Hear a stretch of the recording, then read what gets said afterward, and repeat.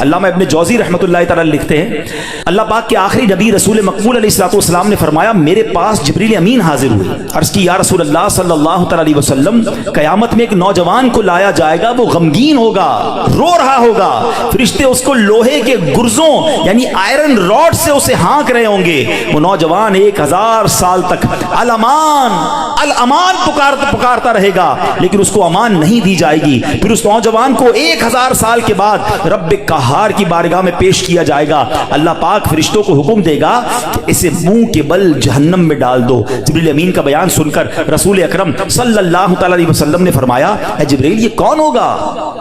عرض کیا حضور وہ آپ کا ایک امتی ہوگا۔ فرمایا اس کا گناہ کیا ہوگا؟ عرض کی یا رسول اللہ صلی اللہ تعالی علیہ وسلم یہ وہ بدنصیب ہے جس کی زندگی میں رمضان المبارک تو تشریف لایا مگر توبہ و استغفار کی بجائے ماہ رمضان کو اس نے گناہوں میں گزار دیا۔ رمضان میں گناہ نہیں کرنے، یہ بات سمجھ لو۔ آج میرے پیارے اسلامی بھائیوں بات بڑی سمجھنے والی ہے۔ مجھے ایک بات بتائیں، کوئی کہیں بھی گناہ کرے، گناہ ہوتا ہے، غلط ہے، مگر کوئی مکہ پاک میں جا کے گناہ کرے، حدود حرم میں جا کے گناہ کرے، ایک گناہ 1,00,000 گناہ کے برابر ہو جاتا ہے، سزا زیادہ ہو جاتی ہے۔ آپ کی مسجد کے باہر روڈ پہ کھڑے ہو کے معاذ اللہ کوئی گالی نکالے حرام، لیکن مسجد کے اندر آ کر نکالے، آپ کیا کہیں گے؟ خدا کا خوف کرو اللہ کے گھر میں۔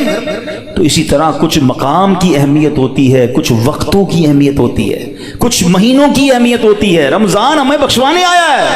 اچھا ایسا تو ہے نہیں کہ جیسے رمضان کا چاند نظر آئے گا میری جناب جتنی بھی گناہوں کی عادتیں وہ آٹومیٹکلی بند ہو جائیں گی۔ جس کی جھوٹ بولنے کی عادت ہے، جس کی حرام دیکھنے کی عادت ہے، جس کی لڑائی کرنے کی عادت ہے، جس کی معاذ اللہ برے کام کرنے کی عادت ہے، وہ رمضان میں کیسے بچائے گا اپنے آپ کو؟ تو ابھی سے اپنے آپ کو بچانا شروع کر دیں، پریکٹس شروع کریں اور اپنا ذہن بنا لو آپ کچھ بھی ہو جائے میں نے انشاءاللہ گناہ نہیں کرنا ہے۔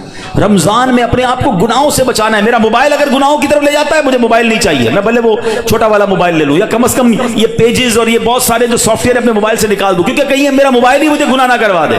مجھے نہیں کھولنا ٹی وی اگر میرے ہاتھ سے ریموٹ ہاتھ میں آتا ہے اور میں کچھ غلط چیز دیکھتا ہوں۔ مدنی چینل دیکھیں، سبحان اللہ۔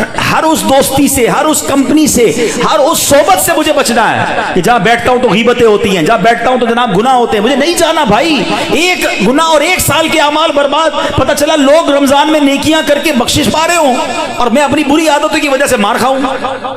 یہ بہت سخت عذاب ہے۔ دیکھیں آپ نے سنا نا کہ 1000 سال تک وہ الامان پکارتا رہے گا مگر اس کی پکار نہیں سنی جائے گی۔ خدا را یہ مہینے میں قدر کرنی ہے، یہ مہینہ میری اور آپ کی بخشش کے لیے آیا ہے، یہ ہمارے اعمال نامے کو بہت زیادہ انشاءاللہ امپروو کرنے کے لیے آیا ہے۔ اللہ کرے کہ ہم اس مہینے کے بارے میں سوچیں۔ ایک اور انداز میرے آقا کا کیا تھا، بی بی عائشہ صدیقہ رضی اللہ تعالیٰ عنہا فرماتی ہیں جب رمضان کا مہینہ تشریف لاتا تو پیارے آقا علیہ الصلوۃ والسلام عبادت پر کمر باندھ لیا کرتے ہیں۔ نبی پاک عبادت تو ویسے بھی بڑی فرمایا کرتے تھے مگر رمضان میں اسپیشل میرے آقا علیہ الصلوۃ والسلام اور زیادہ عبادت کرتے، نوافل بڑھا دیتے، ذکر و اذکار بڑھا دیتے، دعائیں بڑھا دیتے۔ تو ہمیں بھی رمضان میں پلان کرنا ہے کہ میں نے انشاءاللہ تلاوت قرآن کرنی ہے، میں نے رمضان میں اتنے نوافل پڑھنے ہیں، میں نے انشاءاللہ اتنے درود پڑھنے ہیں، میں نے آپ فضول کاموں سے بچنے لگ جائیں، آپ کی ویسے ہی ٹائم میں بڑی برکت ہو جانی ہے۔